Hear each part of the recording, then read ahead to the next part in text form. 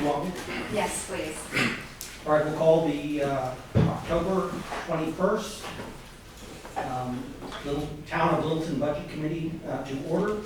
And the first order of business is the committee needs to elect chairman. So if there are any nominations. Here's your chance, everyone. I'll take my chance, Jim, and I will nominate Diane Cummings for chairman of the budget committee. There's a nomination for Diane. Is there a second? Second. So it's been seconded. All in favor? Aye. All opposed? Done. Hey, is this where I was supposed to? I oppose. And now it's our, we must nominate a vice chair, and are there any nominations? I would have to jump in twice in a row, but I will nominate Dan Stearns for vice chairman. Is there a second? Second. Are there any other nominations for vice chair? No, here's your chance. Okay, all in favor of Dan as being the vice chair, please say yes. Yes. So that was the first thing. We also have the minutes from the first meeting submitted to us. It's my standard really not to receive the minutes on the same day as we have the meeting, so you have a chance to really read them. But if everyone has had a chance to read them, then we can say whether or not we, what's the word I'm looking for? Approve of them, yes, yes. Minor change. There, just in the date, it said, I believe, November 11th for the special school meeting, district meeting that we just completed, and it should be October. Are there any other changes to the minutes? The only other thing that I would add is that at the very bottom that it should state who submitted the minutes. So Vicki needs to put her signature down there. Submitted by Vicki.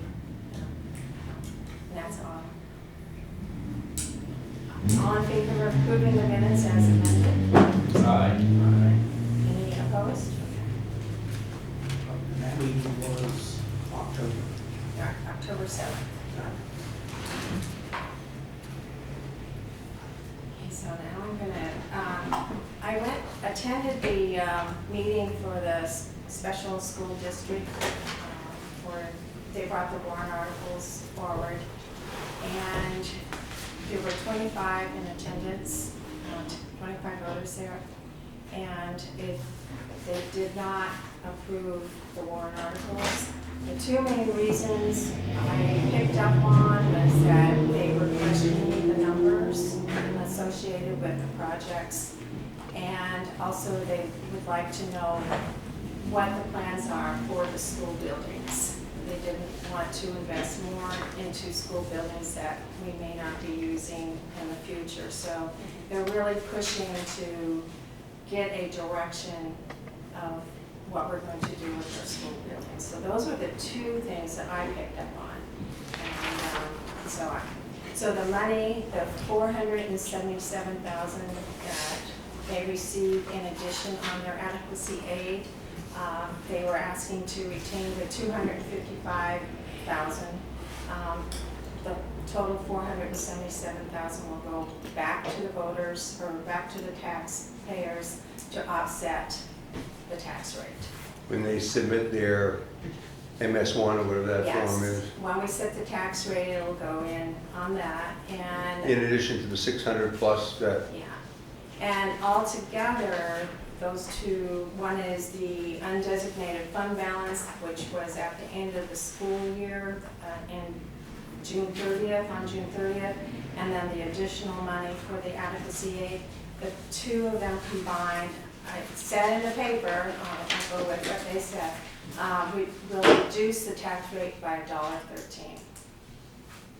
So, anyhow, they'll have to come forward with something on the March ballot if they want to do those projects as well. And also I saw in the paper today that Senator Shaheen is receiving, I think, 45, let's see, is it 45 million? $45 million for projects in the state of New Hampshire.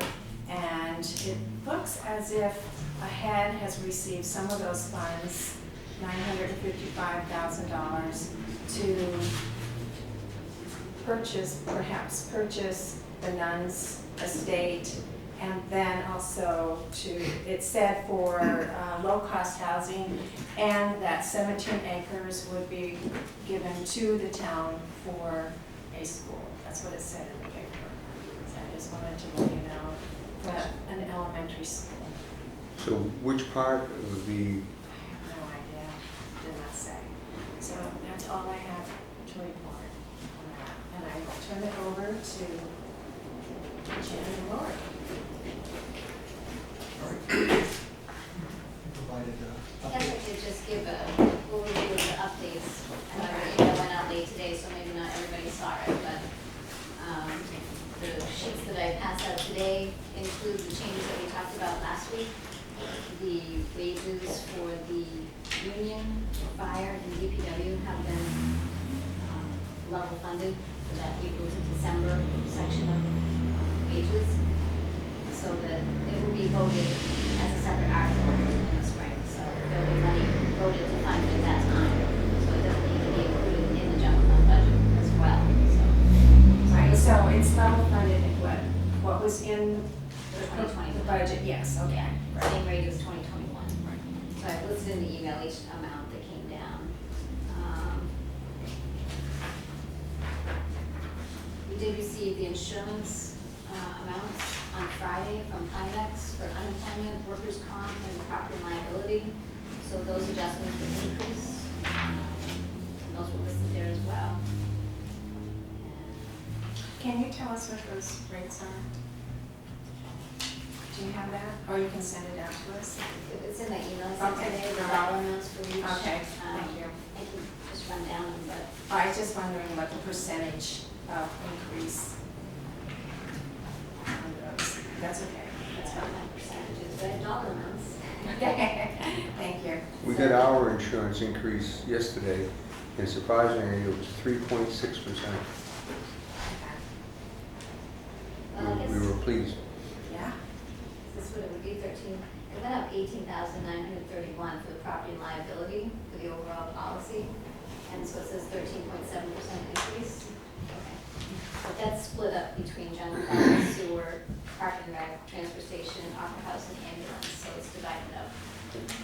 I thought, I was wrong, I thought we were talking about health insurance, no? No, Oh, no. sorry. that was around 12%.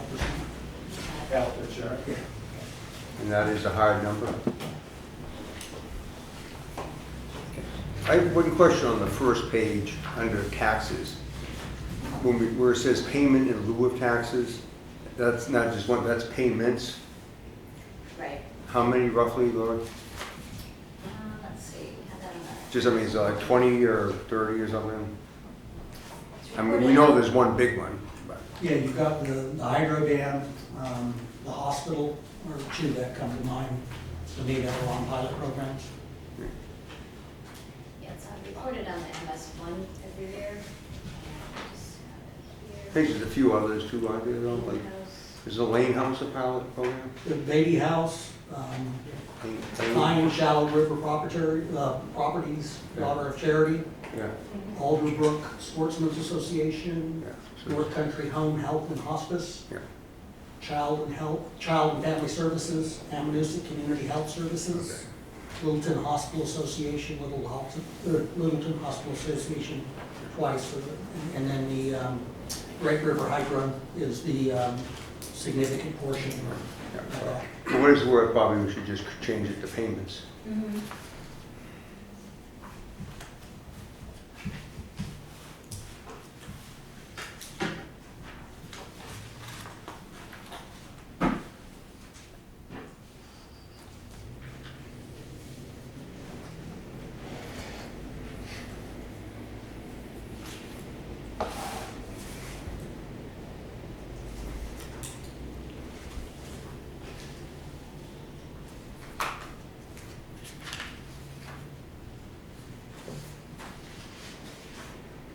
So And the interest and penalties on delinquent taxes, are we seeing any increase because of COVID this year, or is it too soon to tell? It's pretty steady.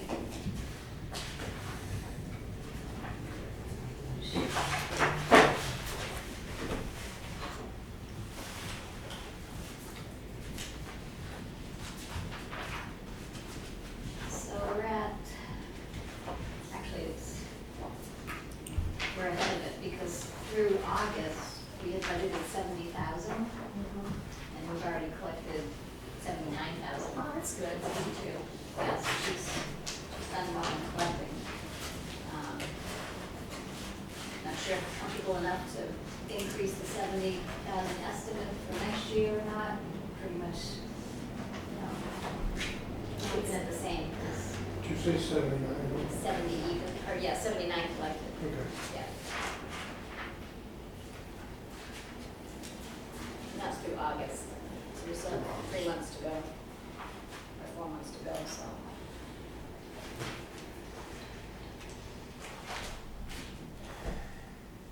Have you received any information on the state sources? Not yet. Not yet, that's coming soon though, right? It's usually mid-October, early November, I see those revenues coming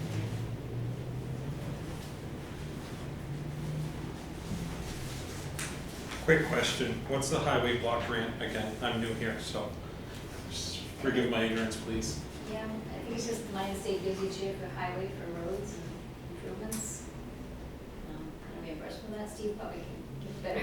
Yeah, that's what and it's pretty much a constant. I think there's been a conversation about that in the past. I think something that's Bruce Hadlock oftentimes asked about. But I think it's funds that are supposed to be directed at certain projects. But I think effectively what it comes down to is that we already have enough projects going on that qualify for that money to be accepted. That's a rough memory of it, but I think every community gets that, and it's proportionate to your miles of roads or something that you have that you're looking to maintain. Okay, so it's if we were to start doing more municipal projects, that wouldn't necessarily increase the block, highway block? I don't think so, but I think you can't, when you receive that money, you couldn't actually put that, if you would, against highway wages as an offsetting entry. It has to go against road maintenance or improvements, which we always have enough to match up with that, to cover it. I can double check, I think it's almost like a portion of the sharing of the gas tax. I think so. And this is then divided up by population and road miles, and there's a formula, so it's like a certain amount that comes based on gas. And That makes sense, I okay. think one of the concerns about that is that the gas tax is not increased for years and years and years and ever. So they're wondering, then it shoves a lot of the expense back down onto the municipalities because, You're gonna pay for it. you're gonna pay for it one way or Oh, the yeah. other. And if the electric car thing ever takes off, then We'll need to. you'll get less. Yeah. I mean, they have the same issue at the federal level, they haven't changed the natural gas tax, so I mean, that's had a significant impact on transportation projects across the country. What's interesting on that gas tax is that if you look amongst the states, that you'd think if the gas tax were 10 cents higher in Vermont, that the price of fuel would be 10 cents higher. That doesn't happen. It's not exact, and sometimes it can actually be in the other direction. So it's kind of funny how that goes. But we did actually, it wasn't much of a increase, but they did increase the rate 5, 6 years ago. Not a lot. It was 2, 3 cents, 4 cents, 5 cents. You would remember that. You have a good memory. I'm Well, still on the learning curve. No, I just remember it going up, but I don't remember how much. yeah. Anything else on this? Income from departments, is that like, give some examples of that, is that like police detail, or like if they're hired for, traffic control at some site or something? No, it's not this detail wouldn't go in there, but it would be fees. I'm sorry, what would we call it? Income from departments, charges for services, that's the category. Okay, charge services, yeah. So.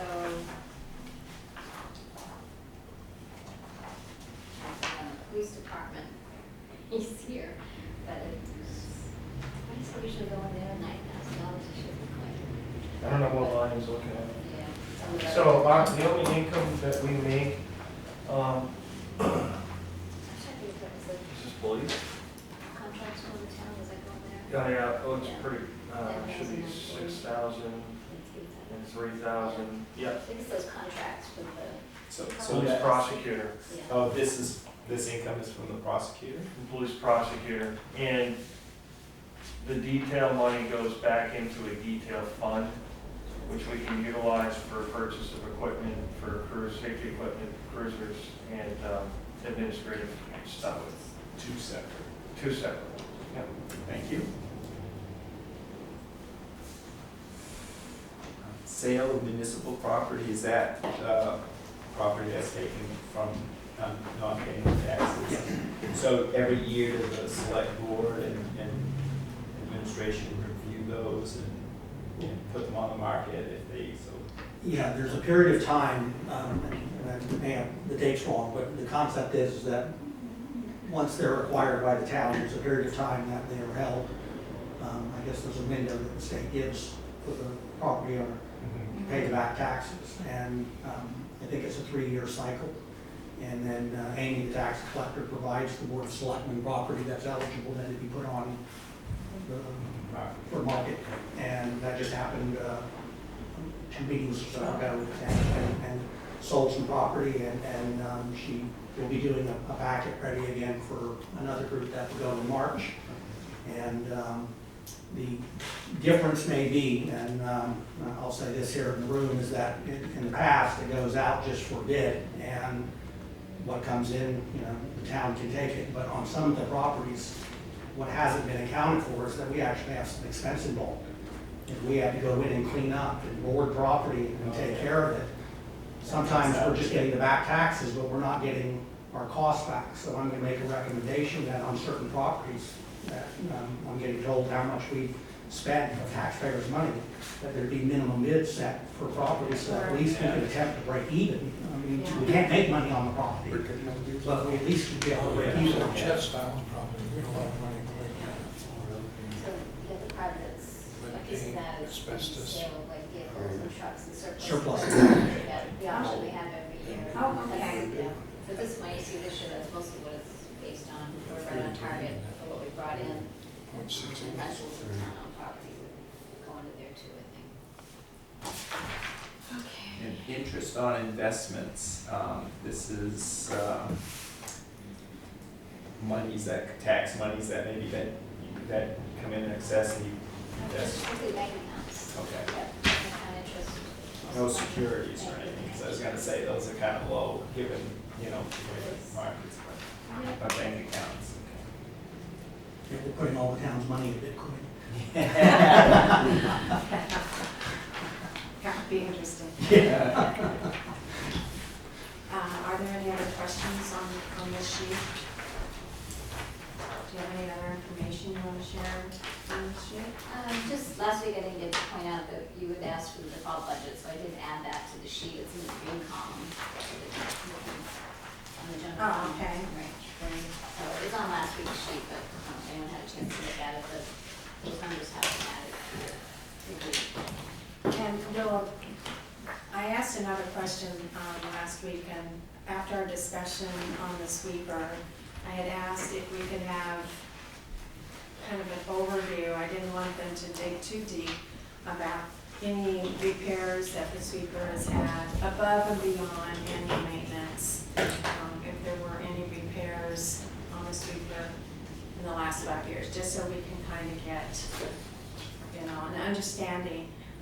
If we've almost gone 20 years with the sweeper, the current sweeper, and we're trying to compare with a 10-year cycle, compare that amount of money as opposed to contracted service.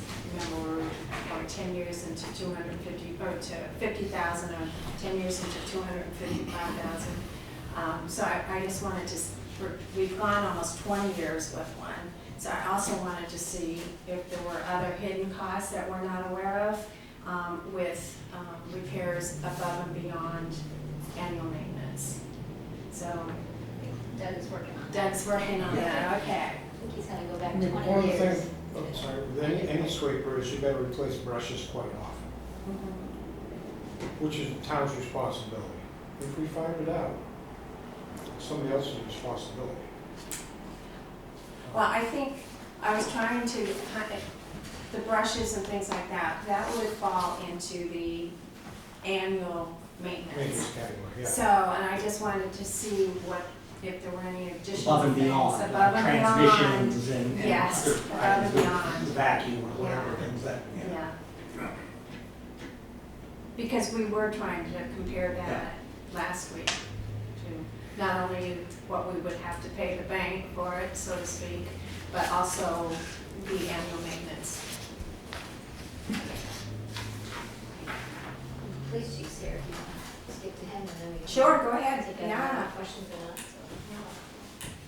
Everyone sit. should have a nice clean smile, Paul, right? Oh, yeah. Just anything that has.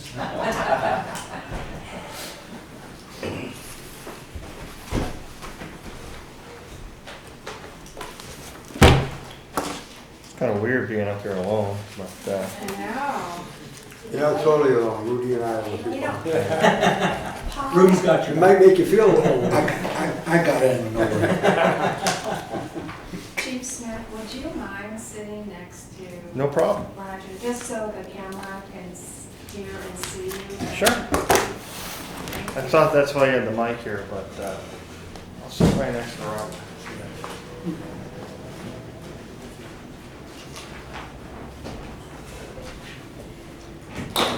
You could move the mic. Do you need the mic moved? I can pick him up pretty good. Okay, great, thank you. Question? Oh, Rudy, I'm sorry. Mr. Chairman, I just want to ask you a question. Do you guys, when you have a meeting, do you ever discuss the salary of an employees of the town, or for that matter, the promotion expenses and stuff like that? Did you guys, what I'd like to know, it's, every year you know that the salary goes up, okay? Do you guys discuss with that particular person or that particular entities, whatever, chief or whatever it is, the salary goes up? Do you guys ever discuss that or not? I mean, this is a question that... I think we, as we go through the departments, we look at all employees and the salary increases, and we will ask questions about it. If we have concern about what the increase is, we do ask. Okay.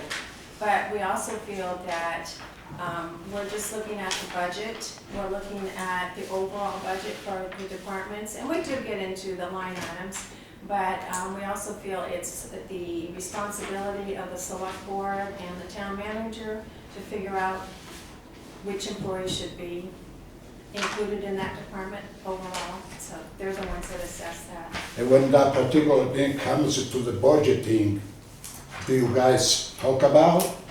We look at, yes, we look at salaries and benefits of the total package, Okay. yes. Thank Yes, we you. do. Chief Smith, thank you for coming. Sure.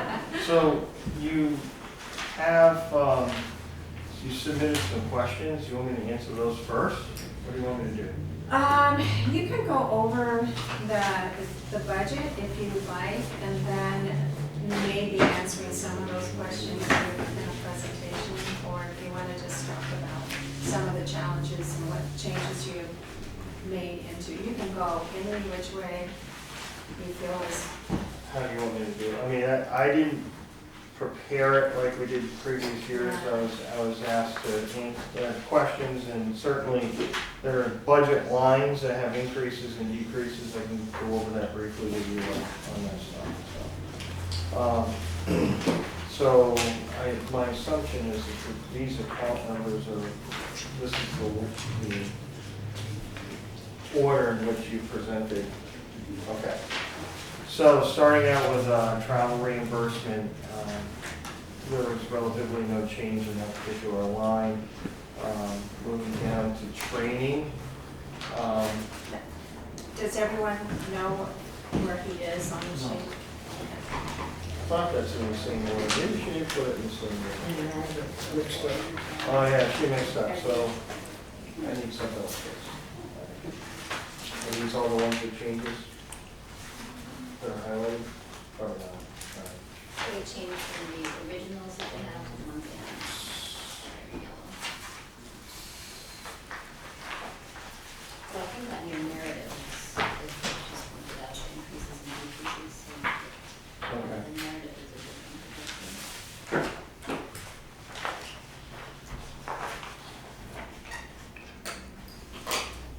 I think, so just going down as far as these particular accounts, again, we'll start with travel reimbursement. There really haven't been any changes to travel reimbursement. That's been a pretty steady line that will expand continuously throughout the year, throughout the years.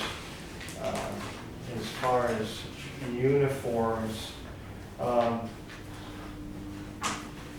although the line looks larger because you have everything together on uniforms, which is account number 291. In fact, there was a decrease in uniforms because we don't have to purchase as many ballistic vests this year, replacement ballistic vests, Kevlar vests. We're obligated to issue and replace those vests throughout the officer's career. Professional services and grant match. Again, I don't believe there's been a change in that particular line. That is money that's seeded into the budget to assist us with NCIC. I'm sure you've heard about them previously. If I do have a rather large grant that I need written or seed money for a grant, that's what that $5,000 is. Telephone communications, that's actually been decreased, and that's a reflection of usage. We looked at our usage amounts, and actually that number went down.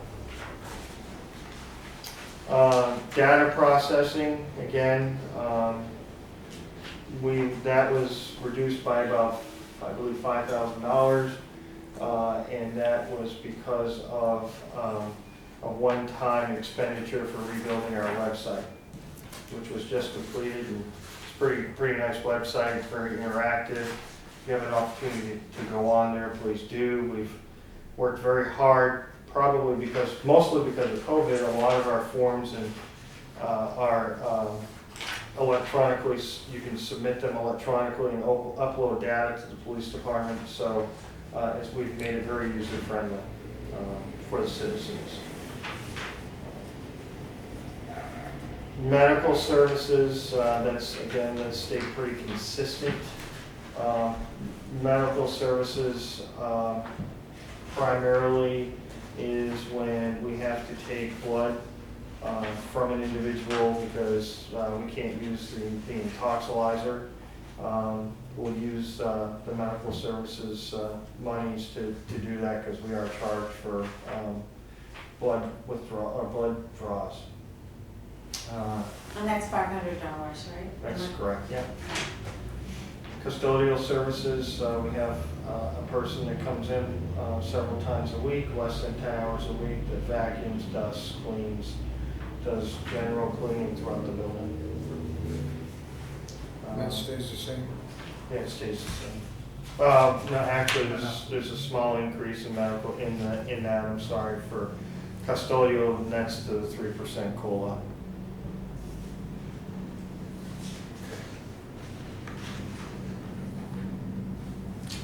Professional services technical. I believe that stayed the same.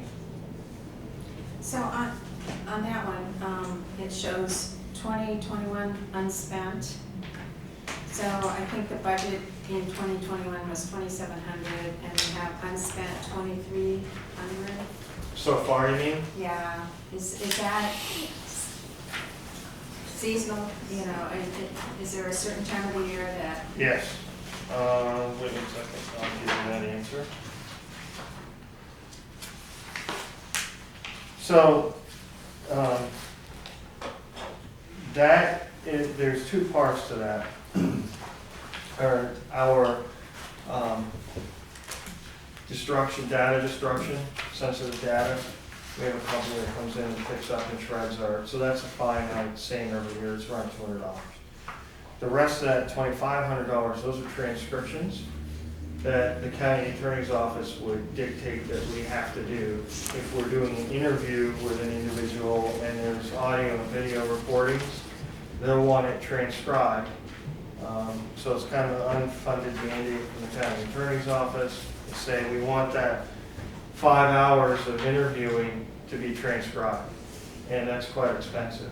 So, and we usually get a lot of the billing towards the fall anyhow with the transcriptions that we do. We could have had a good year, but consistently we spend around $2,500. Some years we spend a little bit more, some years we spend a little bit less. so anything that's unspent goes back to the undesignated fund balance on that line item? Okay. Absolutely. All right, you know, some Yeah, line no, items do they're, and don't. they're in the general fund, so anything unspent goes back. Yeah. Right. But you want to retain that amount for the current year? Oh, absolutely, because next year they could make numerous requests and we don't have the money for that, we have to spend it. We have to do the transcriptions or they won't proceed with prosecution on a case. Towing of vehicles, that's for vehicles, police department vehicles are also vehicles that we require that need to be towed for evidence. Our electricity, it was an increase due to usage, small usage, but mostly because of the rate increase that we incurred at the beginning of the year.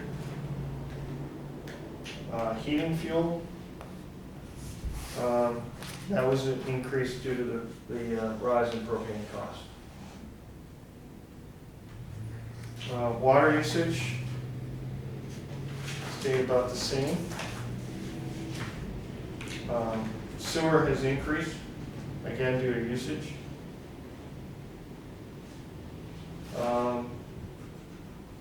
Facility maintenance. We had an increase in facility maintenance due to our contractual pest control. The town has an entity that puts out pest control for spiders and all kinds of different little vermins. Stuff, I don't think we're doing mice right now, because we don't have a problem with it, but, and it keeps all the bugs out of the department. And they spray at least twice a year, I believe. So that's been a standard amount for several years now, it looks like, but. It had been previously, I think this is the first time we're seeing an increase in a while. I don't believe it was exorbitant. I No. think that it was very minimal, right? $50. Very, very minimal. Oh, Extremely minimal. I'm just going by, 2020, there was 11,000, and we had 3,600 unspent. And then so far in 2021, we have 5,200 unspent, so it's just. May not have been billed completely on that. Wait 1 second. Are you talking facility maintenance portion? Yes, building Okay. maintenance, yeah. So facility maintenance isn't just for the pest control. We do a number of different things. So there's floor cleaning. They'll come and strip the wax off the floor and then rebuff the wax. That hasn't happened yet. Also all of our hardware, light bulbs, fitting, different types of repair, hardware repair throughout the building comes out of that line. Our boiler cleaner traditionally happens in the fall, so that hasn't occurred yet. Probably in 2020, it could have been an issue due to COVID that we didn't do a few things, but typically we spend this money. Also, currently we're reimbursing maintenance costs for somebody to come in and do maintenance to the building, so our general maintenance person for the town.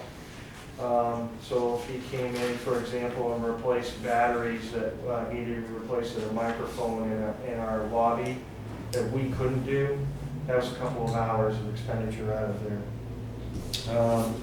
Safety lighting inspections, we have somebody that goes around and does all the inspections for the fire alarm system, sprinkler system. All of those inspections come out of there. Overhead doors, carbon monoxide, generator service. I'm just going through really quickly. All the fire extinguishers in the buildings and vehicles. And actually, there should be a small additional decrease, but we picked it up on the other side because this year we're not painting, and everybody, if you've been to the police department, every 3 years we do the exterior lot. We have it seal coated and have the lines painted. We're not doing that this year as well. Moving on to printing. Again, I don't believe there's a change in printing, and that's pretty consistent. That's for our parking tickets and all the stuff that requires letterhead, official letterhead. Dues. So this was one of the questions that somebody had asked. So there was an increase in dues to allow the captain to join the International Association of Chiefs of Police. IACP is an organization that provides training and also support for the department so that we can meet the standards that we have to keep throughout the state and looking at federal and national standards as well. So by having that access, he has access to all of, well, he can go to the meetings, which probably wouldn't do because they're mostly West Coast, but it has a lot of policies and procedures and professional standards that we can look at. So when we're developing our own policies and procedures, we know that we're going to meet a credible level of professionalism that would rise above what we currently have.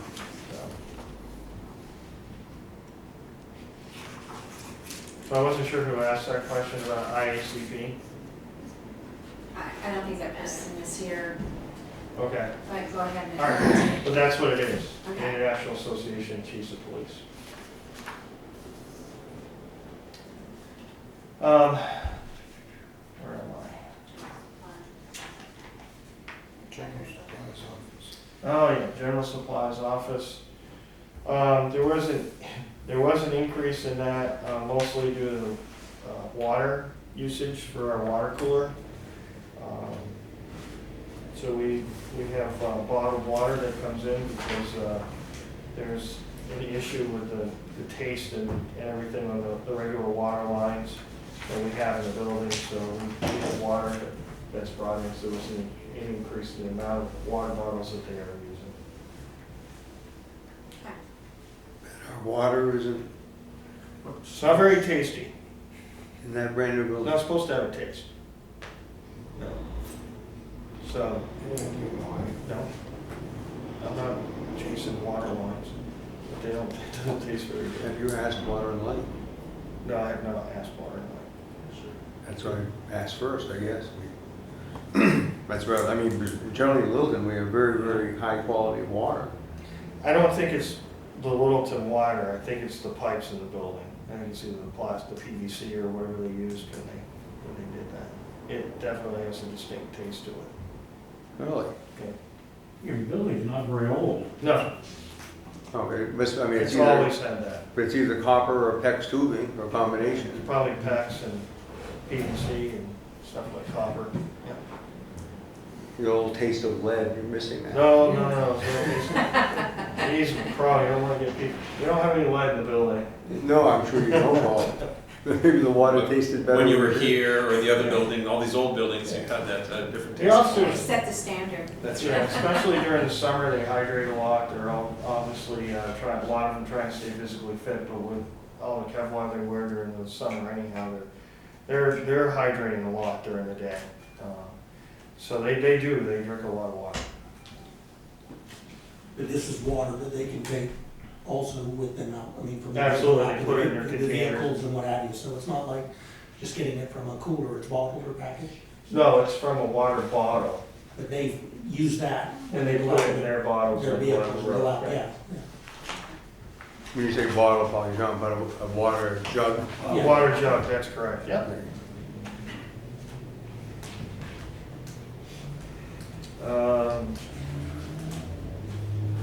All right, office supplies. So there is a decrease in that line. Last year, they made a one-time purchase for stand-up desk converters. So again, it's a health issue. A lot of the employees stand up when they work, and they want to be able to type when they stand up. So they're not sitting down all the time. Their job depends on physical fitness.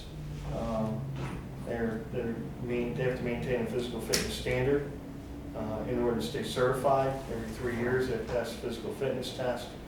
So they received some stand-up converters, not all of them, last year. So we took that out of there, and there was a decrease.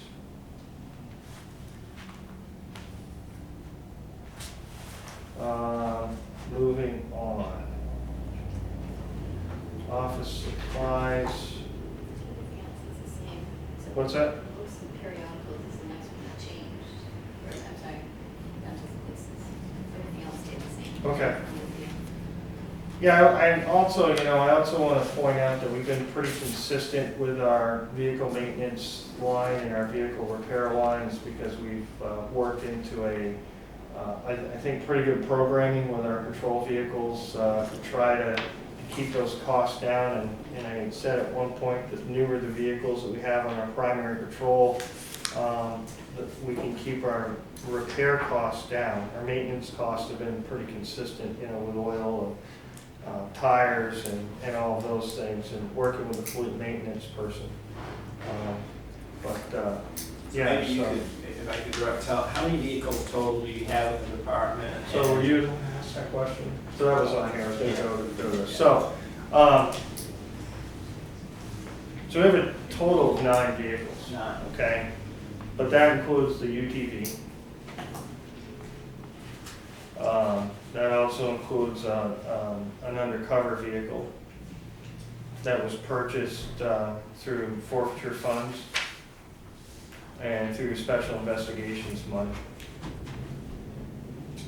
That leaves 4 primary patrol vehicles, a detective's vehicle, and detective's vehicle, my car, and parking enforcement vehicle. So there's no change in the line from 2021 to 2022 because we're not proposing any additional vehicles in 2022. As we'd indicated with the committee in, not last year, but the year before, this committee had agreed that we would replace 3 vehicles every 3 years. So we're looking at replacing 3 of our primary patrol vehicles in 2023. Those vehicles would then be reduced or changed over to the detectives, the chiefs, and the parking enforcement vehicle, and those 3 vehicles, the old chiefs, the old detectives, and the old parking enforcement vehicles would then be auctioned off. The advantage to having those newer vehicles, you can see with our vehicle repair lines, we're keeping them fairly low. And obviously, there is an advantage to converting them all in 1 year. You don't have different vehicle years with different parts and pieces. You have a pretty consistent fleet with parts and pieces. And there is a savings of doing it all at once rather than making trips every single year back, because the vehicles are built out of state. Actually, let me rephrase that, we changed it. We're now using a company in Hudson. But there's an expense to that as well. So when you're traveling back and forth, it's a lot easier to get it all done at once than do it every single year. And it keeps the patrol fleet newer. Because we don't get much money for these vehicles when they're auctioned off. They're pretty old by the time we get rid of them. They can last longer than 3 years. No, Sorry. they can last longer than 3 years with the department, absolutely. But we rotate them into other ancillary duties. Yeah, but we don't need 3 cars every 3 years. Sorry. I disagree. We'll have to agree to disagree, but when these cars are on the road 24/7, Yep. they're 3 patrol vehicles. But We run cars, car that came in this year, 6 years from now, it gets rotated out. that's right, it goes out to auction, correct? Right. Okay, so It lasts that's 6 years, what we do. not 3 years, it lasts 6 years. I don't think you understand, Mike. We don't get rid of a vehicle until it's over 6 years old. They just get rotated to different duties. Okay. So instead of buying a car every year, we buy 3 cars every 3 years. But if we buy a car a year, that keeps our tax rate level. We don't have a quick little spike. You wouldn't have a spike. You're not going to, because we created the capital reserve fund to prevent the spike. So they have 50,000 every, is it 50,000 every year? Yes. For 3 years? Yes, And then that would have to be renegotiated in 3 years because we've agreed to 3 years, or is that just ongoing? No, it's voted every year. There's an article every year. every year you have to agree 50,000. to, Okay. it goes out for a warrant article. It's on the revenue page. Second. So every year, there's a warrant article to purchase one more, or add $50,000 to Add the 50, right. capital reserve. Right. So next year, when he needs to buy 3 vehicles, it'll be a transfer of 150,000 out of the reserve fund, no taxes. When you finally dispose of the vehicle, talk to me, how many miles do you have on it? About 130, between 130 and 160,000. But back to what you were talking about. So they created that capital reserve to prevent that spiking. So essentially, you're spending the same amount of money every year. But as far as the fleet itself and staying new for the patrol officers and the rotation of the vehicles, keeping the maintenance costs down, we felt that this was a better way to do it. And essentially, if there's a warrant article every year, the voters can say no. That's correct. They can say no to the Funding. The funding of the vehicle. Yeah. And that happened a couple of years, and it was just horrendous. The vehicles were just falling apart. They weren't safe, and that was back when we got hit by the recession. I think, not that I want anyone to do that, I'm just saying that over the years, the taxpayers have spoken about having more authority of what's in the budget. So at one time, the budget was reduced considerably, and not to increase the overall budget a lot, they have all these warrant articles, and the taxpayers can vote on each one of those warrant articles. So if something catastrophic happens or COVID continues and people, they still have the authority to say no to a purchase. Do you get a better price for the buy 3 at once? I don't know about pricing, but you're getting the same financing all at the same time. No, they don't give us a break for purchasing 3 at once. I think it's gone in the budget because it's traditionally been, except for those couple of years, it's been an annual purchase. And up until that point, it was a budgeted item. Every year it was in the budget for one vehicle.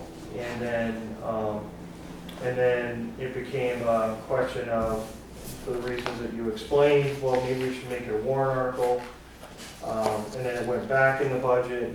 And it, quite frankly, it's based on what this advisory committee feels is best for the future. So I must have misunderstood. So it isn't a separate warrant article, it's included in the budget, or is it a separate warrant article? You have to raise the money for the capital reserve I believe, by warrant. Okay. So it's on the back page of the revenue sheet, you'll see it listed under police. I was just vehicles. looking at the The process. reserve 50,000, so it falls into the tax rate, but that's, there are 3 of them that they started doing every year, 50,000 for police vehicles to capital reserve, also fire and DPW had 1,000 each, so So we the- plug those in, because those are, The capital reserve then is listed in the budget, is that what you're saying? Do you understand what I'm saying, Paul? Suppose the 50,000 each year is placed in the general operating budget no, and No. not in the. No, it's to do what Mike's talking Yeah. about, so that third year, when you go to purchase the 3 vehicles, Mhm. to keep the 3 primary vehicles new, you are, you're not creating a spike Right. within, so you're not doing nothing, and then 150 or 130,000, and all of a sudden you're like, you got this big spike, and that's what we wanted to prevent.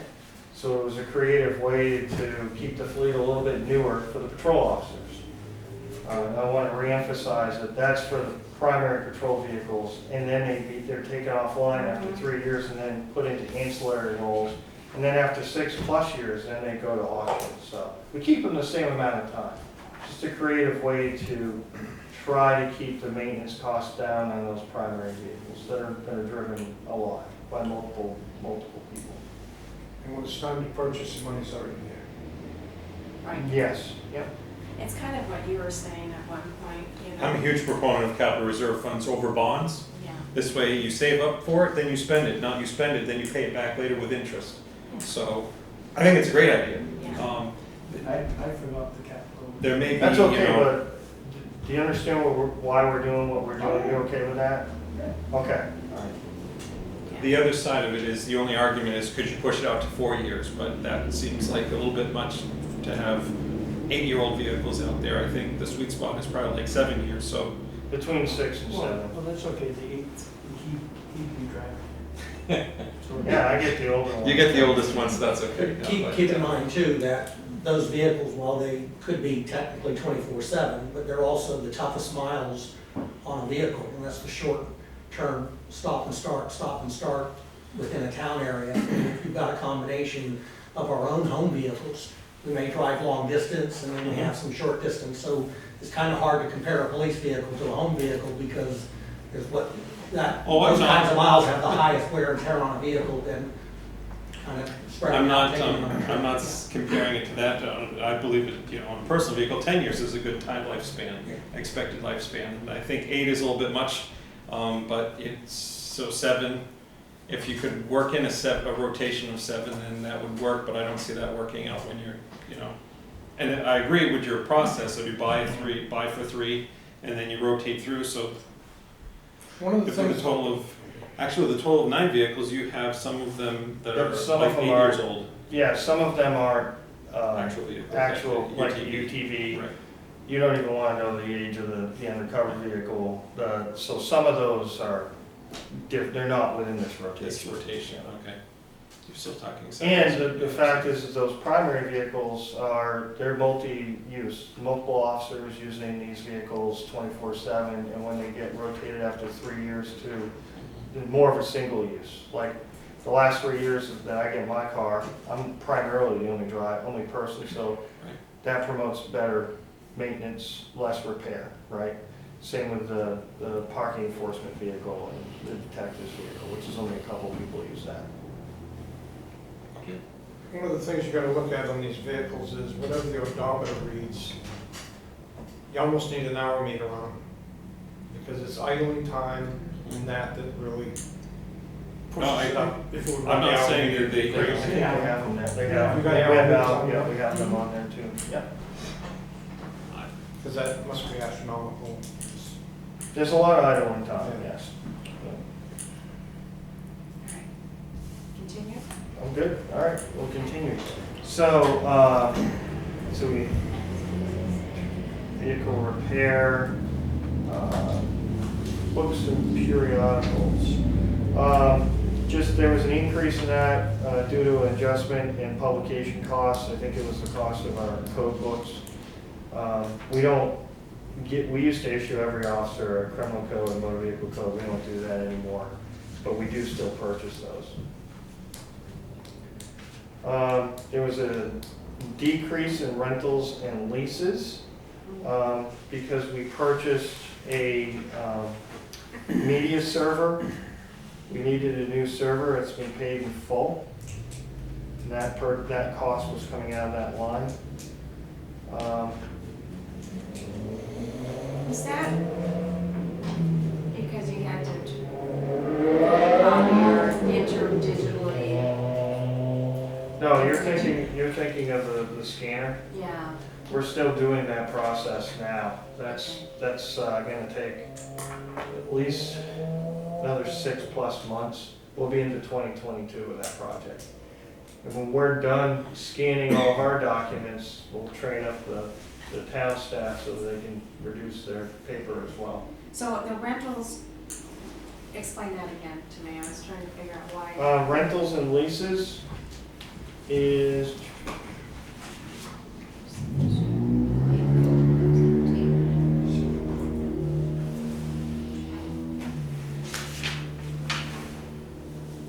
it's like our copier cost.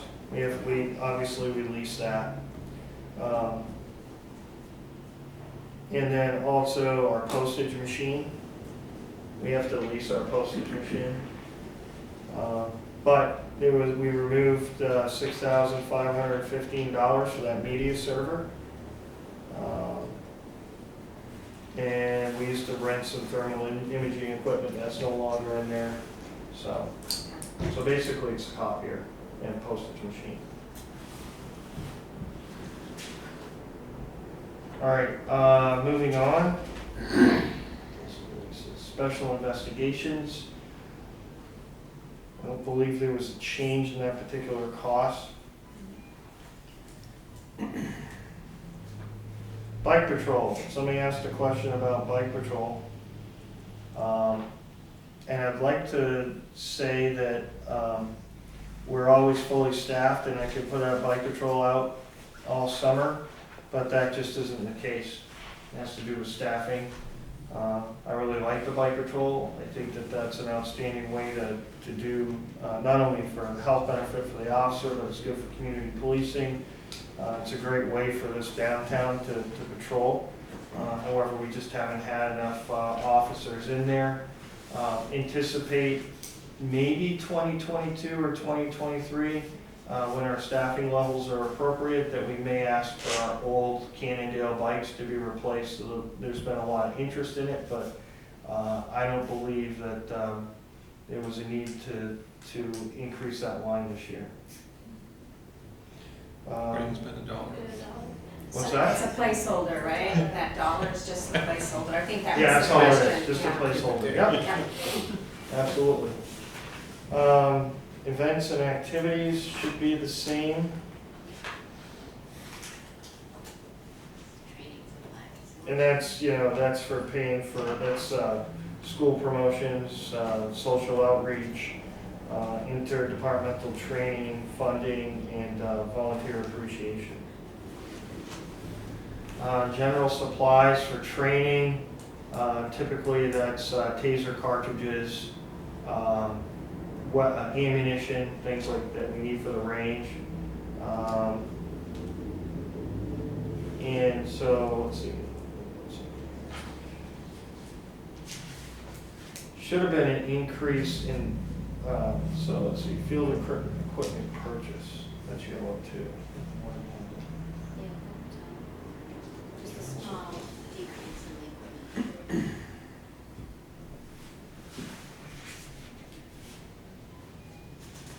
So general supplies training, there was an increase due to additional training cartridges for taser and replacement batteries for taser. And then for equipment purchase field, trying to find that line, I don't see it on Oh, there. she wouldn't have had the top because it's out of the Oak Creek. That's the same as the default budget.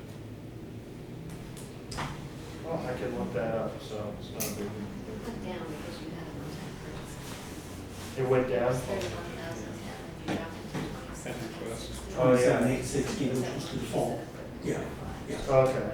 So obviously, if I look it up, I can tell you what we did purchase. Okay. So, That's- are you okay with that? Well, I was gonna ask about the default, so I'm gonna turn to Lori just for a second. So, so booking, just help us understand how the process goes. So on the field, equipment purchase field, we have 2021 budget, 11,000 was expended, 31,000 was budgeted, and we have unspent 19. And then looking across from 2020, the 13,000. So it seems like we're still above some of the previous years. So why would the default, why would you go to the default on this one? Oh, you mean the amount of the default budget? Yeah. Why is it 27,862? Yeah. Because it's lower than the prior year 2021 budget. Because the default budget, you take the 2021 voted budget, you take out the one-time expenditures, so that should bring it down. And then you keep in your contracts, union contracts, since you're obligated to pay for, that you signed up for, so. So in this case, it stays at 27,860 because he took out a one-time expense. There are new items in that line too. Okay, that, I guess maybe that's where it's coming from. It's like, you know, like if we still have 19,000 unspent, then why did we, you know, stay with the default? Oh, Instead of just suspended. decreasing it, you know? Right. It's just the timing, because this was through August, but I just have the September report here, and he spent 26,572. You did. So there's only 4,000 left right now. Okay, It's just the all right. timing. That's There's still better. a few months left to go, so I'm Thank sure you. he'll spend it. So, you know, some things to think about in that particular line are our body camera purchase. Our body cameras have a 3 to 5 year life expectancy. Okay, each camera is roughly $1,000. So we're on our 4th year of that lease purchase program, so we're gonna roll that over next year and start replacing the body cameras that are failing. Like mine is having some problems right now, but it'll work into probably 2022. It'll be ready to go. But we also have our TASER program. There's an increase due to the lease in that line. And obviously we gotta have our TASERs and they can't be antiquated. We need them, the officers need to be utilizing them in the field and have something that will work. But we also added some antennas for our wireless download. So we'd be able to, right now when we're in the back part of the police department, we're having problems with the video downloading from the patrol vehicles into the server. So we added some antennas for that. And due to some new mandates for increased need for videos, interior of the police department for prosecution purposes, we had to increase our hard drive space on our video, interior security, specifically for our lockup lobby exterior of the building, because of what defense is requiring as part of their discovery. So that alone has $7,200. Want to maybe run through the questions? Sure. So going through the questions, how many authorized full-time positions in 2021 budgeted are unfilled, vacant? Are you talking currently? Who asked this question? Currently, yes. Currently, we have 2 vacancies. One was, and it kind of ties into when we're talking about benefits and pay. A local department was able to provide that officer with a $3 an hour raise. Is it within Grafton County. Okay. Graphic County. So, and we just weren't competitive. And so I lost a really good officer. How long was that officer with the A little bit department? over 3.5 years. Yeah, that stings a little bit. And I could raise $3 more, I just couldn't, and I have some some contractual constraints as well, but, so we need to remain competitive, you know, you may hear this more and more, but retention and recruitment are big issues, not only here, but with other departments. And it's very competitive out there, but the field is shrunken tremendously. We don't have a lot of applicants anyhow, and the ones that do come in, they're looking at paying benefits. So, at one time, I'm gonna bring up some old history here. At one time, when I first was elected to the school board, the contract had been turned down, I think, 4 times in 3 years. So they had one special school district vote, 2 of them in 1 year. And we found that we went in and we were in the bottom of the 3rd quartile for salaries. But this is a long time ago. It's improved incredibly since then. But do you have a sense of where your pay scale is compared to the rest of the state? When we did our last contract, I believe that we were pretty much in the middle, median. But as soon as 2020 hit us, we went closer to the bottom. Some departments, I mean, we offer hiring bonuses for certified officers, but some departments, and Michael, he knows about this one, they offer $10,000 for a sign-on bonus. And still, they're having problems with recruitment, and they have good pay.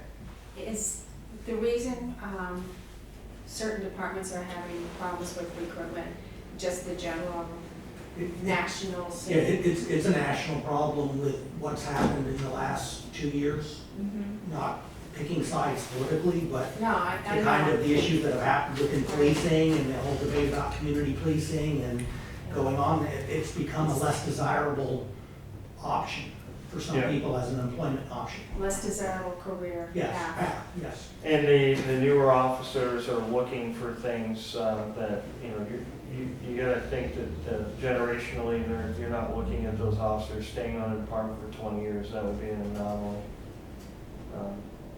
Most people are 19 months to 2 years in the average job, and they're going to another job. So how, in general, you are able at times to hire a police officer who has all the training? A certified officer? Certified officer?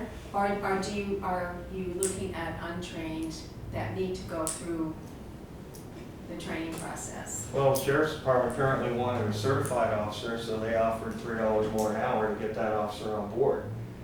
We don't have the ability to do that. So typically, we're hiring new officers. We do find certified officers on occasion, but typically we're hiring new officers, and we have to train them and send them to the academy. Clothe them, outfit them, put them in the academy. So this guy that we lost, did we put him through the academy? The individual we lost, we did. However, that person did not have a contractual obligation because that individual's time on the department exceeded the length of the initial contract. Generally, it's 3 years. After 3 years, they fulfilled the obligation of their original contract. It's You not can't work always- for what it's you not got. always paid. What's that? It's not always paid. It's not, and benefits have a lot to do with it. It's not always paid. No. I mean, you offer somebody a take-home car, weekends off, Nights off, nights off, yeah, what are you gonna choose? Yeah, exactly. right. Especially if they have a young family. Benefits can be extremely appetizing to individuals that are looking at little things like tuition reimbursement, longevity pay, things like reimbursing for fitness, physical fitness, going to the gym. Those little things add up and can assist in keeping a person retained. Other than the whole professional development, train them, have good leadership and good management, that'll keep them around as well. But certainly no nights, no weekends, that's something I do. I can't fight that. We're a 24/7 agency. So what is your turnover rate? I couldn't tell you the turnover rate, but I'd say at least one a year. But it's pretty consistent with most departments. I'm thinking departments around me. Can't think of people that have been on any of the departments around here forever. Can you?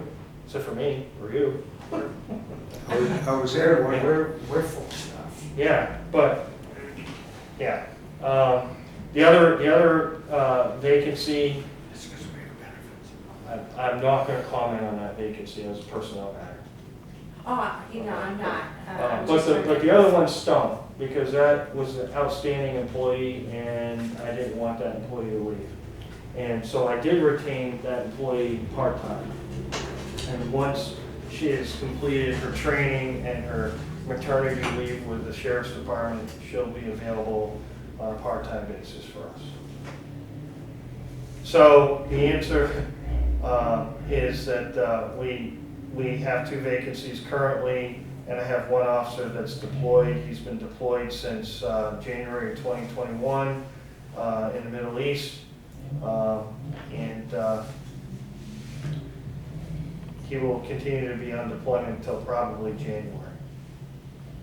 1 vacancy was created in June of 2021 for us, and the other one was September 2nd, 2021. The other question was, how many full-time positions are proposed in the 2022 versus 2021 budget? In the 2021 budget, we had 16 full-time positions. Now, I want to clarify, because whoever asked the question didn't ask full-time sworn or non-sworn. So just to clarify, we have 2 administrative full-time, these are the administrative positions, or I'm sorry, full-time positions. 2 administrative non-sworn, prosecutor non-sworn, chief of police, deputy chief of police, captain, sergeant, detective sergeant, a detective, 6 patrol officers, and a task force officer. Those are the 16 full-time positions within the Littleton Police Department. Do you have that written down? I mean, did you send out your notes to No. us? Is I it wasn't possible? asked to. No, I know. I'm just asking, would it be possible for you to do that? Yeah, I can do that. There was also 1 29-hour-a-week employee, a special investigator. He'll be leaving soon. 3 part-time officers. So they're full-time certified, but they're in part-time capacity and work in other departments. And out of those 3 officers, I'm sorry, I misspoke. 1 of them is part-time certified. 1 is really active working with us. The other 2 are not. We have a parking enforcement officer who works 29 hours a week. Plus, he also works as an evidence technician. That's 5 hours a week. And we have 5 auxiliary personnel, and they're non-sworn. Those individuals, they come in at 2 a.m. when we have a really bad traffic accident and traffic control. We're proposing a new position for the 2022 budget. However, as I indicated earlier, our special investigator, it's a 29-hour-a-week position. Our special investigator most likely will be getting done early, extremely early in 2022. It'll be his 2nd retirement. We intend to utilize those wages and transfer them from that line into the permanent positions line so that we can pick up another officer in the patrol staff. That would bring us up to 7 patrol officers. The goal there is so that we don't have officers working alone when they shouldn't be working alone, that we don't have to adjust their shifts like we're currently doing, so that we can, if we need to, do a bike patrol. Somebody asked about the bike patrol. I can't do a bike patrol if I only have one officer on. It's not gonna happen. Typically, we have 2 officers and a supervisor on.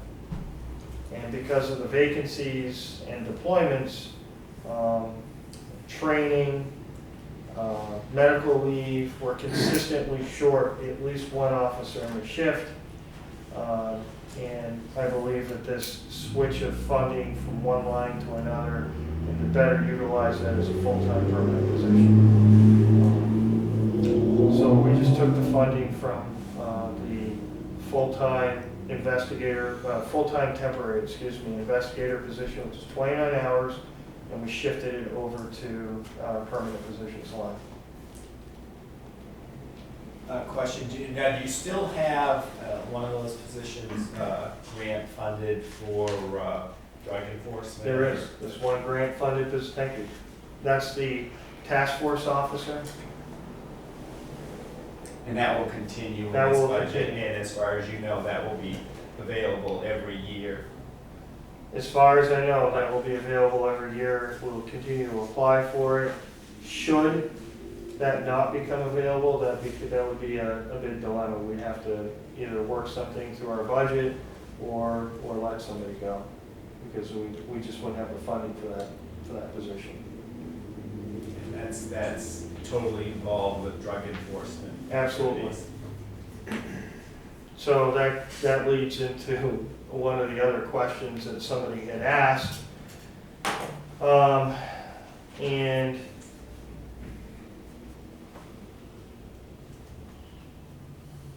so is the current staffing with 2 unfilled vacancies and able to do the job?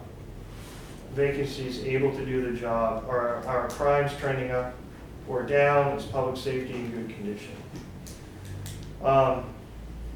You know, the issue that we're having right now is that we're in the midst, and I've said this in the past probably 3 years. We're in the midst of a drug epidemic and a mental health crisis. The state does not do well with the mental health piece. As far as our social services, police officers are consistently dealing with individuals with both mental health and substance use disorders.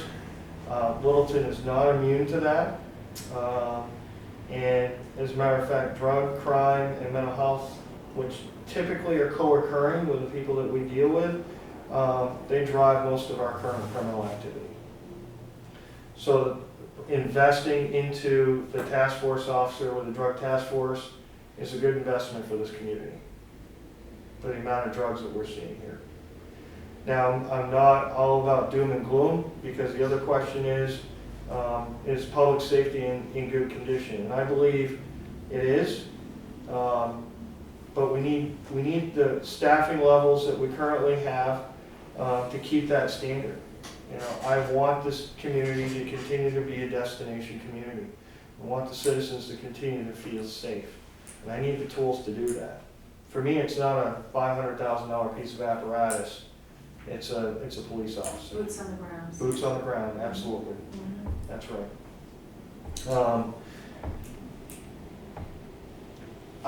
Our investigations, obviously, they take longer these days. They're a lot more technical. We're dealing with a lot more data, cell phone usage, getting subpoenas that we have to deal with everything from Facebook to Snapchat.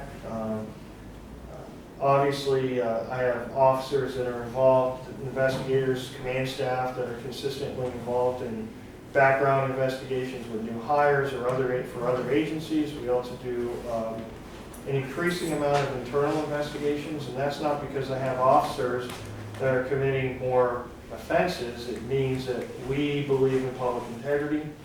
We believe that we owe it to the individuals that are complaining that they're going to get a thorough investigation and to get a report back to them whether or not the officer did something wrong. And that doesn't mean it's a criminal act. It could be a violation of policy, it could be a violation of code of conduct, but those things take a long time.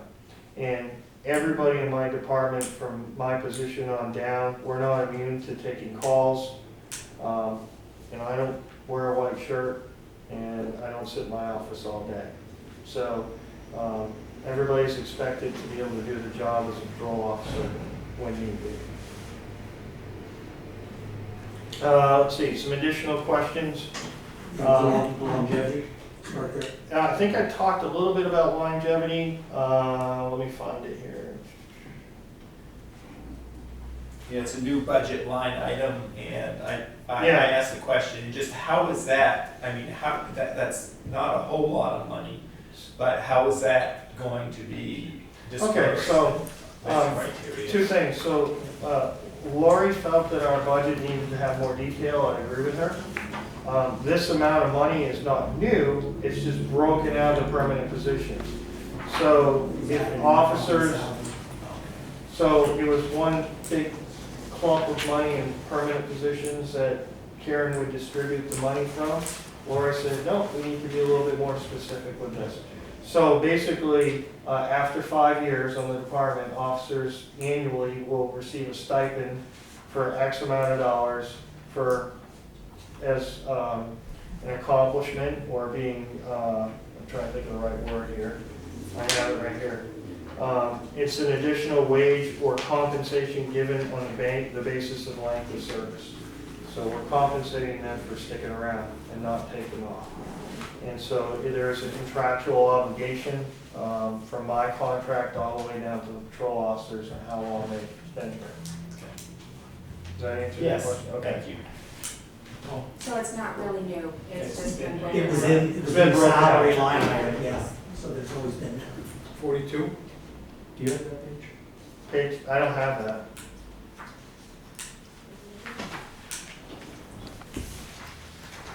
Is it 14? Do you have Which one are you looking at, Mike? Is this 42? Oh, 4210, is that, or page 42? Page 42. But 4210, I gave you a new, the 42. top one. I gave you a new one tonight though, it's Okay. the back is packed. Is that, The budget narrative. Is it this right here? Is it the budget narrative? no, No. that from our other. Oh, on the back. Is that the right count? For the guys? Oh, you got Is it 14? So, Or This some, is- or some of those the part-timers? Or are those all full-timers? no, there's one part-timer. Part-timers are, that's one line, except for the special investigator. You'll also see in the budget, that I believe you have it there. Yeah. So this one is just January through March, Yeah, it has to be. the one that I'm looking at. I'm just looking at the names. Okay. Is that 14 guys? Or some of those? It shows 3 vacancies for new hire. Right, so that's incorrect. It should say vacancy, vacancy, and then the last one should be new hire vacancy. If you look at the one I handed out tonight, it's been updated to say that. So it should just be incorrect this time. So we currently have 2 vacancies, the first 2. Correct? And then we're in the process of right now hiring somebody. And then we have the new hire / vacancy there. This is right here, yes, this Yeah, is, that's yeah. the new page. Sorry. That's on the old page. Not a problem. How many papers here, we need I to know. color code them somehow. But I do see. Okay, No, I need to make a correction on this probably. but some of those are the part-timers.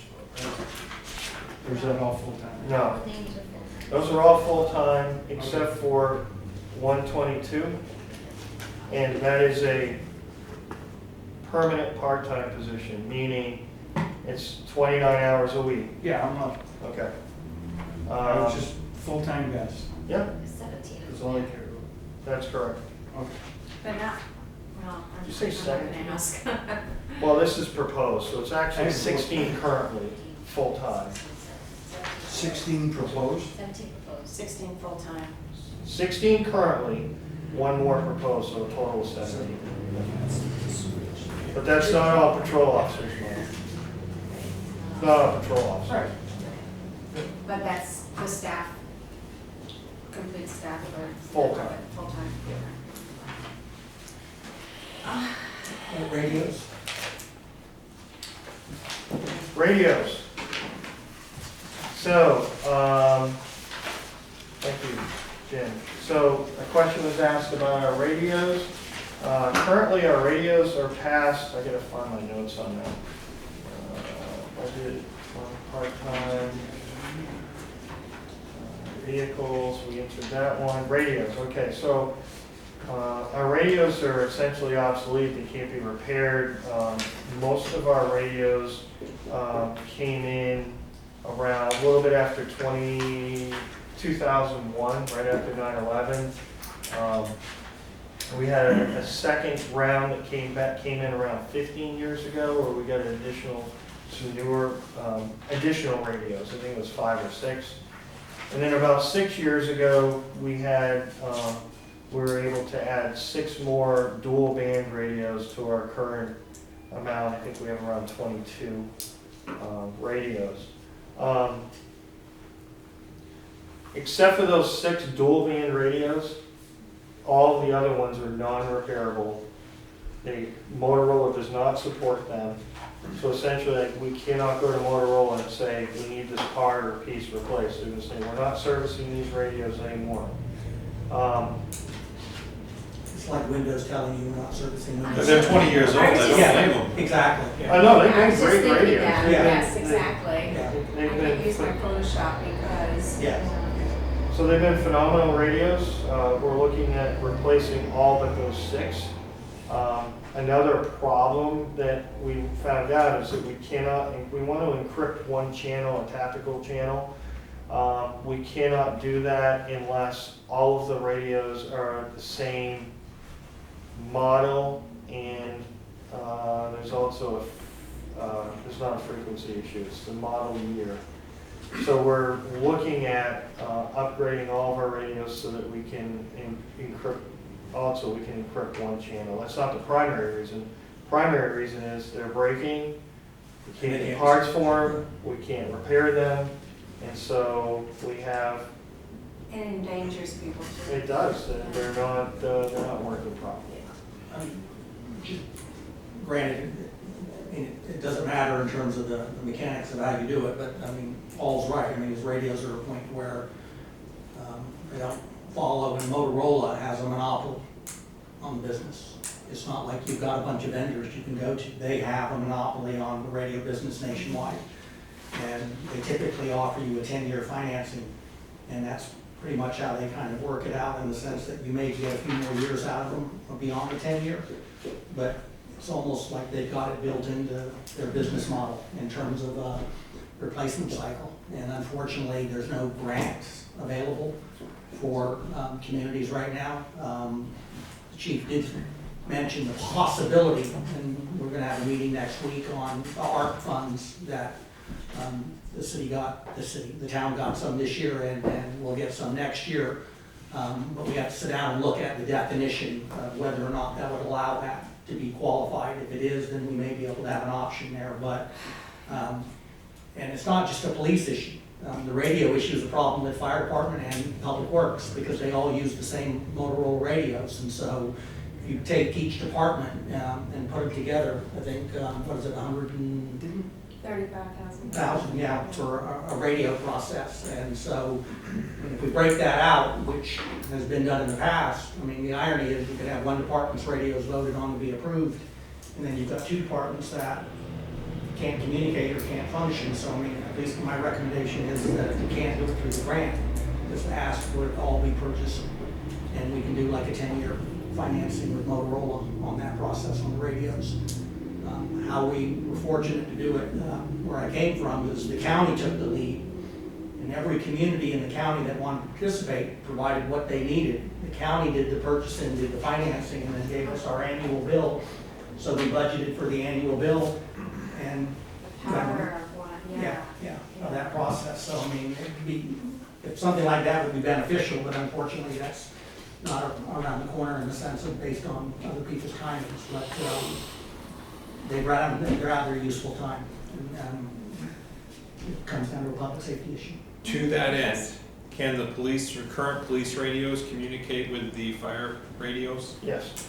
So so it would make sense that if the police got 23 new radios and a bunch of the radios that are the police, I'm saying 23 because there's a 23 after the Motorola radio program. So I don't know.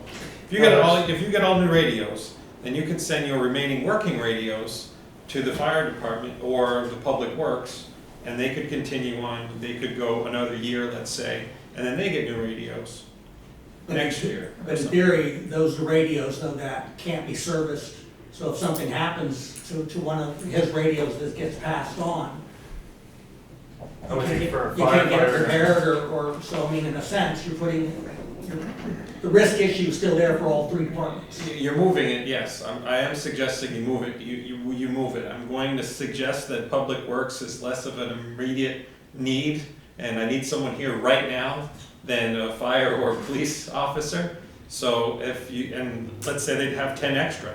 So that one broke, so geez, this one's broken, throw it away. We'll get another month out of another one until we essentially run out and go for another year. It's a good point. So you'd end up with a bunch of spares, and they're not going to be, they'll be breaking while they're out, so that's, a concern. But I'd rather see a public work plow truck radio break than a police officer's radio break while they're out in the field. Thank you, that's a good point. Another issue that we have is only 6 of our portable radios are dual band. So Vermont, all of law enforcement right on the border, and we work with them frequently. They work on a UHF frequency, we work on a VHF frequency. So What is that?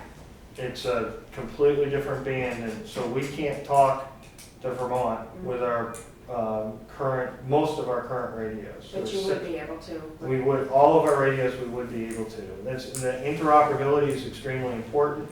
We also can only, the school is on UHF and the hospital. So that puts everybody on, the capability for every officer to talk to all those individuals. Currently, one other issue or one other thing that we're not proposing are for replacements of radios in our patrol vehicles, because we have three of them that do need to be replaced. They're Kenwoods and they're portable radios, but we anticipate doing that when we purchase the new vehicles in 2023, because that's how we updated the other 3 that we have currently. We did it with the radio purchase, with the vehicle purchase. So these are all portable radios that the officers would have on them. And each radio is around $5,000. That's what they carry, what they cost. So we are at 25 of, and so just keep that in mind. Okay, I'll go through the rest real quick. Do you have a question? I have a couple of questions. Yep.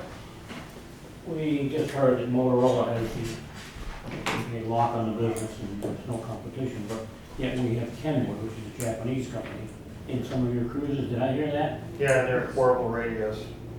We went with the cheaper option once, and that was the biggest mistake we ever made with the Kenwoods. The other topic I'd like to ask, but you talked about attrition rates of employees, and did I gather that our mean salary is somewhere in the middle now? And that all of the departments around Grafton County, Cohos County, whatever, have similar attrition rates? I would say that we're probably below mean now, based on what happened with the sheriff's department. Okay, but what's our attrition rate compared to others? I couldn't calculate an attrition rate. I think somebody had asked, well, can you give us an average? I'd say at least 1 year. I'm not smart enough to ask questions ahead of time. That's great, though. But, I mean, it depends on the year. I mean, we could get lucky and not have anybody leave for a full year, and that would be great. I thought this year it was gonna happen, but it didn't. And we try, when we negotiate, of course, our contract is every 3 years for the union employees, they do a wage study, because somebody asked about wage studies, we'll get into that in a second as well, but we do wage studies, and Municipal Association offers this information. But for some reason, last year it became an anomaly, and there was a bigger wage disparity than we anticipated. And comparatively speaking, with the amount of years an officer has on and their steps, and we found that we were below where we should be. I don't know what caused that. Certainly I'm sure the union will be looking to fix that issue in their next contract. But as a management perspective, having vacancies creates a huge issue within the department. It does affect public safety in a little bit. I'm not trying to say the sky's falling, but it's hard to fully staff shifts sometimes. And that's the difficult point. And then people get tired because they're covering shifts, and sometimes it does impact patrol having open shifts. So we want to remain competitive so we can not only recruit people, but we can keep them on board as well. One of the situations you get into like that is my competitive level and the neighbor's competitive level, we have inflation. Yep. Competitive Absolutely. levels. But typically it's based on we try to base everything on the Boston Index for cost of living, is what we've always traditionally pointed as the target.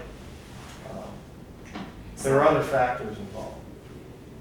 So talking about contract negotiations coming up, Rudy's going to say, well, you need to talk about the salaries and benefits. But for this year, at this point, at this meeting, we can't ask that because they're in negotiating. We're not negotiations. negotiating. You're not? Not this Oh, okay. No. It's fire and Oh, public good. works. We're not negotiating this year. Fire and public Okay. works. Okay. So your contract, it's It's a still non-contract year. contract year. So are there any on this list that are not included in the union? Or do you have non-union staff? Absolutely. And what's in the budget for They're getting a proposed 3%. 3%? And that is based on, I use that number because that was historical. And this was before Social Security came out with 5.9, and my email was kind of blown up from managers across the state emailing each other about what what's, raises are, and I've seen everywhere from 0 to 3.75 seems to be the range, and 3 seems to be the sweet spot most people had settled on before that information had come out. And I mean, it's not that that number's in concrete, that's your decision and the BOS's decision, but No. I did ask and look back and said, okay, what has been the historical, and so I had to factor in the 3%. No, that- 3% has been in there more years than not. yes, I'm Yeah, that's just started. trying to Oh. bring everything on the table. Yeah, definitely, that's where the number came from. Yeah, okay. And that's what for all non-union employees, it was In the 3%. deductible. Yeah, 3% for every department.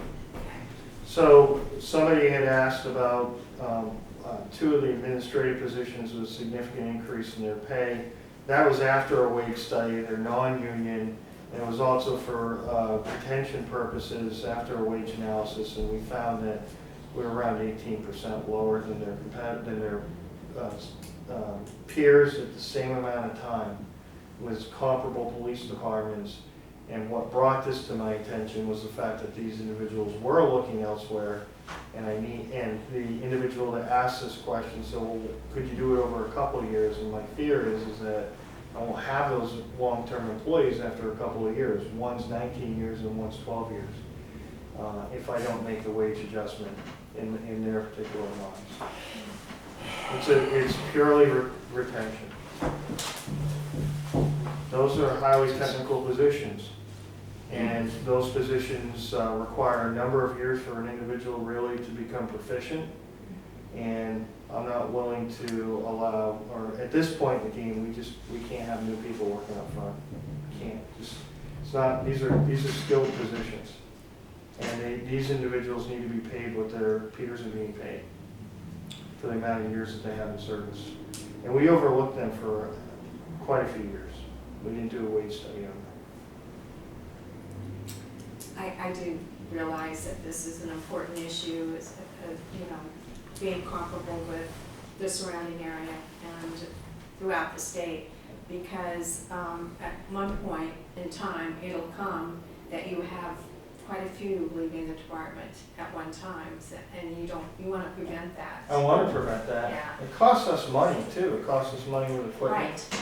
And we have to keep purchasing new equipment because the old equipment doesn't fit the new person. The time and training, $20-something thousand by the time from when they're hired to when they get out of the police academy and they're field trained. So that there's a significant investment in not only the officers, but our administrative staff as well.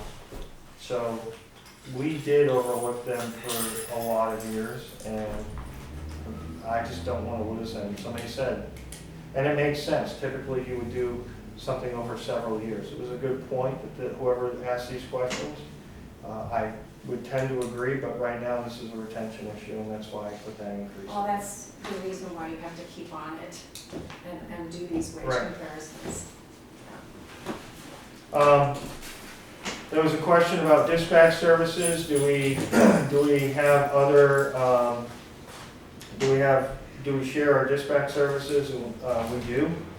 Actually, we don't dispatch for anybody. We pay Grafton County for our dispatch services, and they dispatch for, 20-something other police departments. So we're part of that conglomerate.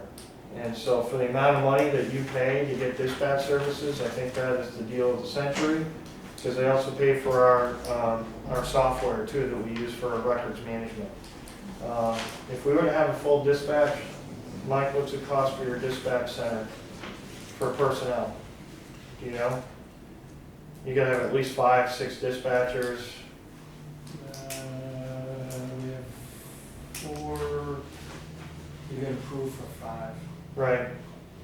So that right there with wages and benefits is probably around $800,000, and I can tell you, we don't pay $800,000 for our dispatch services. It's a pretty good deal.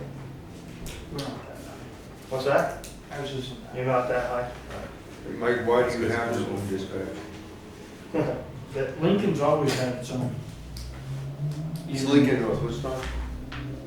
Well, it was, and then for a number of years, Woodstock went over to Grafton until they realized that they can get better service from us. And so last year, they came back, and it was cheaper. It was gonna cost them, it was gonna cost Woodstock less to get dispatched by us than Grafton. Because Grafton has a monopoly. They set the rate. And he doesn't have a choice what they say it's gonna cost. Do you take on any other police department We could. effectively? We have 2 consoles right now. It was set up that way specifically. When we redesigned everything. Because you don't dispatch for, I don't know if we even have their own departments, but Thornton or Campton or Waterville Valley? or- Campton, there were talks of other agencies coming to us. That you would actually operate a dispatch service. Correct. It's a matter of where Grafton's been around for so long. They have the radios and the towers set up. We're still looking at that to be able to get our signals out. I mean, further north. But to there's- get it up here, I mean, it'd be tough. But further north, who dispatches for Lancaster? Grafton. Grafton does Lancaster, Whitefield, Groveton. At one time, was that done by the state highway department? Yeah, it Yes. just didn't meet regulation. It was not done properly. Okay. Also, Grafton County does our radio repair for the most part, and take care of all that. We're changing to a new records management system. Grafton County's paying for that. These expenses are pretty huge. So I know Mike is correct, they do have a monopoly, but we get our money's worth out of our dispatch system. Moving on, there was a question concerning training. What training do we budget for? We budget for training that is not offered at Police Standards and Training Council. We can get basic DWI, we can get basic weapons instructor courses there. You can get intoxilizer certifications and basic courses, but anything beyond their basic courses we have to pay for. So the training line that's budgeted pays for the fee for the course, perhaps even some travel expenses, and if it's an overnight, they do for overnight stays. Everything for basic drug enforcement, interview and interrogation, advanced interview and interrogation courses, Glock armor, less lethal courses, warrant and affidavit courses, FBI LEADA, which is an executive leadership course, TASER instructor, ALICE instructor, conferences for professional development. That's probably the biggest increase in the training line. It's a contractual obligation to the deputy chief and to the captain so that they could go to conferences for professional development. And so that's why there was an increase in that training line. So maybe ask that question. On the training, you talked about mental health, and that has been a prevalent subject nationwide. isn't it? Ours or theirs? Nationwide. Yeah, Both. So is that changing a little bit? Oh, sure. Not only in the basic training realm, but advanced training. We've been very fortunate because we are one of only 2 departments in northern New Hampshire to do a recovery-oriented policing model. And we've received grant money and ARPA funds. And part of the grant money and ARPA funds is to provide mental health and substance use disorder training to the officers so that we can be better prepared when we deal with the individuals out on the street and provide those people services. In addition to that, one of my administrative assistants is also works in the recovery field, and that's part of our recovery model is that these funds allow her to go out and do outreach with these individuals and hopefully direct them to recovery and wellness and hand them off to professional agencies that can address their substance use and mental health issues. So we're pointing in the right direction, but that training, we were able to use our funds for next year's funding of that. but that training costs money. It does, but Yeah, but people are recognizing that as a real need. it is a need, absolutely. And I'm proud to say that our department's, I'm going to say we're tip of the spear when it comes to that. We do a really good job. Plus crisis intervention training, I forgot about that one. That's 40 hours, that's a whole week. And our goal is to get between crisis intervention and suicide prevention, to get every officer certified in that area. And that takes time and money. Moving forward,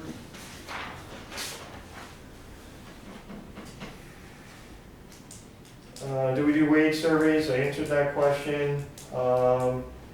Bike patrol, I answered that question. If I had more officers on shift, there are people that want to do it, but I just don't have enough people right now.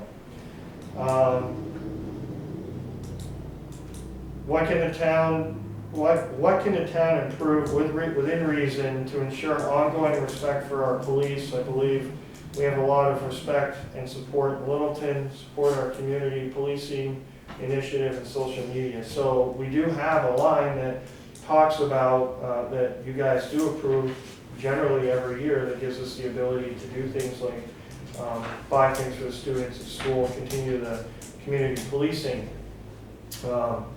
And I think as a community, I'm very blessed to have, I believe we have a lot of support from the Littleton community, the Littleton Police Department. But we work hard at it. And if there was anything that we could do, one of my officers should, it costs money. We really should have a community resource officer. And that person's sole goal would work as a public information officer, do social media, work with the schools, not a school resource officer, but work with the social organizations, work with the different nonprofits. Typically, that's what an individual would do to enhance the ongoing support and community policing initiative within the community, because officers are too tied up working these very high acuity cases, sexual assaults, the drug increase or the drug crisis that we're in. We're seeing higher numbers of assaults and sexual assaults attributed to methamphetamine use, which just take a lot of time for the officers to investigate. So that would be great. Somebody else a woulda, coulda, shoulda question. I'm not asking for a community resource officer. Don't put that out on the street, but that's my answer. You know, if you want to enhance community policing, you're going to have somebody that's dedicated to do it. You're going to have somebody that's out there working the social media and stuff like that. Just a couple comments. I hope these are constructive. I see you over by the school frequently, and I support that. Talking to the kids and so forth. And that has a good long-term effect. And I've had 2 or 3 times I've had to deal with the police. We had an elderly neighbor who was walking down 135 to go downtown to buy a ticket for the bus to go see her mother in the southern part of the state. The lady was probably 90. Police officer that showed up to help us through that did a fantastic job. His name was Cox or Fox? Costs. Was his head half the size of a house? He did a great job. You couldn't have had a better person. He grew up in Madawaska, that's why he got that technique. Wow, Well, thank you very much. thank you. I have one question that I should have asked ahead of time, but have you ever checked, so it looks like your budget is around 1.4 million.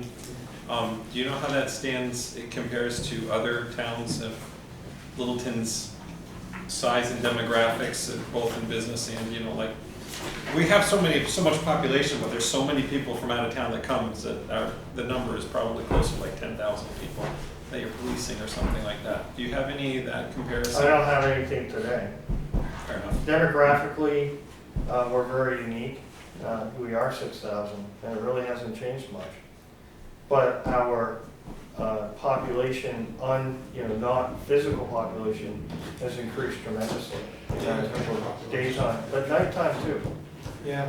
Nighttime population because of different industrial investments in the community, but also non-residents that tend to hang out here at night. That's changed tremendously as well. You know, there was an individual that used to work here back in the 70s, and he could go a whole month without having one call. When my officers get off shift in the morning, they're backed up on calls.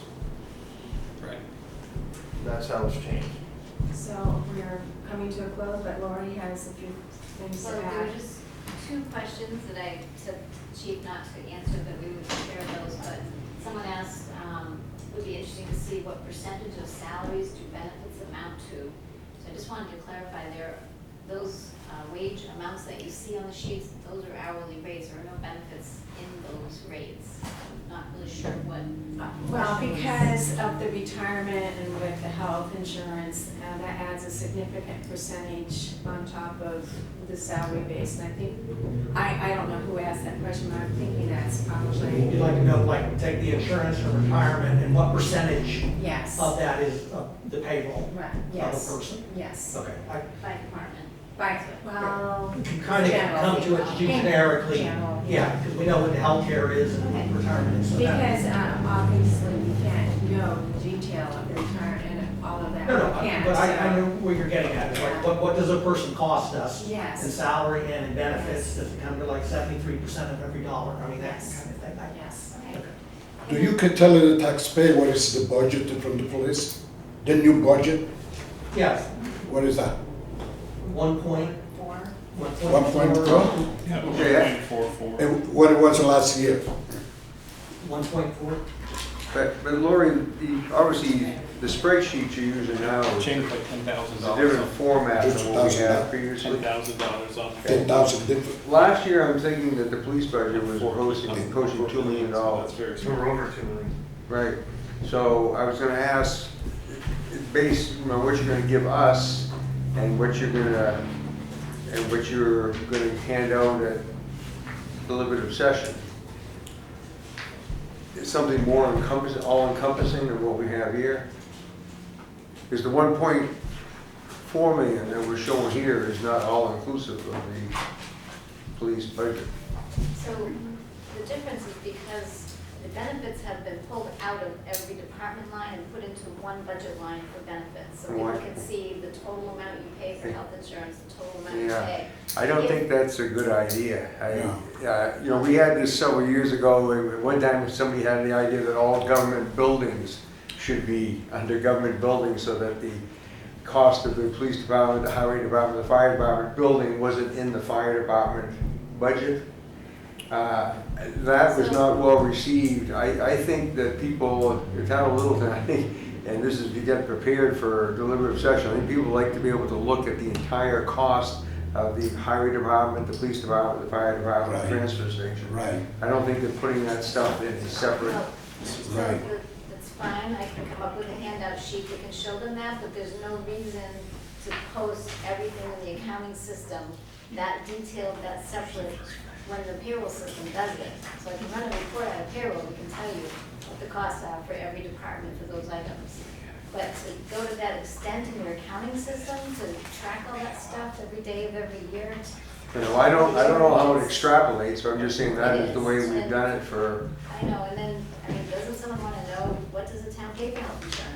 How We can do, you- and we kind of want to know How do you everything. know that, when you have to add up 26 departments to Well, figure it out?